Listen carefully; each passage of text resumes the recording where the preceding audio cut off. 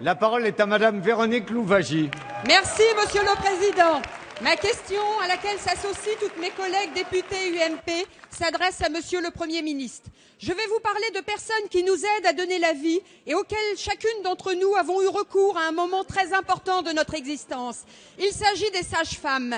Elles assurent avec conscience et dévouement une mission noble pour notre santé, pour nos grossesses et pour notre bien-être. Mes collègues députés UMP et moi-même les recevons actuellement dans nos circonscriptions.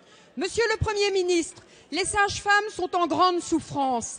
Leurs compétences se sont accrues ces dernières années sur le volet de la prévention et du dépistage dans l'intérêt des femmes. C'est à ce titre que la Cour des comptes, dans son rapport, a recommandé une meilleure valorisation de leurs compétences qui en ferait des professionnels de premier recours pour la grossesse, le suivi gynécologique de prévention et la contraception. Celles-ci sont en grève depuis le 16 octobre. Le mouvement national gagne du terrain et demain, soutenues par des chefs de service de maternité, plus de 20 000 d'entre elles manifesteront. Les sages-femmes ont deux revendications. Être reconnues d'une part comme intervenant en premier recours des femmes en bonne santé et d'autre part comme personnel médical hospitalier. Elles méritent d'être écoutées. Pourtant, à ce stade, Madame la ministre de la Santé et des Affaires sociales n'a pas daigné les recevoir personnellement. Comment interpréter une totale absence de réaction de sa part? Pourquoi ce défaut d'écoute? S'agit-il de mépris? Que doivent-elles faire pour être entendues? S'habiller en footballeur, comme l'ont fait en vain celles de Chambéry, le jour où le président de la République a reçu les footballeurs? Ou encore se déguiser en Léonarda pour retenir l'attention? Monsieur Valls appréciera. Ou alors mettre un bonnet rouge à l'instar des Bretonnes. Demandez l'avis de Monsieur Le Foll.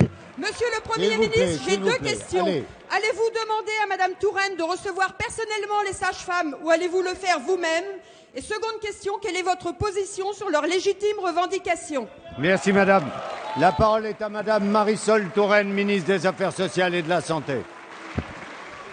Merci Monsieur le Président, Mesdames et Messieurs les députés, Madame Louwagie. Les sages-femmes jouent un rôle essentiel dans notre système de soins et donc elles méritent mieux que les caricatures que vous présentez. Elles ont été longuement reçues par la Commission des Affaires sociales, par la Commission en charge des droits des femmes et mon ministère est en contact avec elles et nous sommes en train d'engager des discussions. Je voudrais vous dire que la politique de santé du gouvernement repose sur la mise en place d'une stratégie nationale de santé qui reconnaît la nécessité d'une coopération entre l'ensemble des professionnels de santé autour du patient ou de la patiente. Les sages-femmes ont évidemment un rôle majeur à jouer et je souhaite que ce rôle soit pleinement reconnu, c'est ce que je leur ai dit le jour où j'ai annoncé les orientations de la stratégie nationale de santé.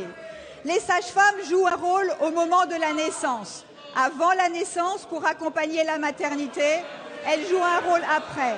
Mais elles jouent aussi un rôle majeur en direction des femmes. Je voudrais vous rappeler, Madame la députée, que nous avons, à l'occasion du projet de loi de financement de la sécurité sociale, débattu du renforcement des prérogatives des sages-femmes à l'initiative du gouvernement, notamment pour favoriser l'aide à la contraception des femmes et favoriser le sevrage tabagique. Aujourd'hui, les sages-femmes se mobilisent pour une meilleure reconnaissance de leur travail. Le 13 novembre, vous savez, allez. Le 13 novembre prochain, les sages-femmes seront reçues au ministère pour que la concertation sur la revalorisation de leur métier qu'elles demandent puisse s'engager. Cette concertation sera menée dans un esprit d'ouverture et il en sera de même pour l'évolution de leur statut.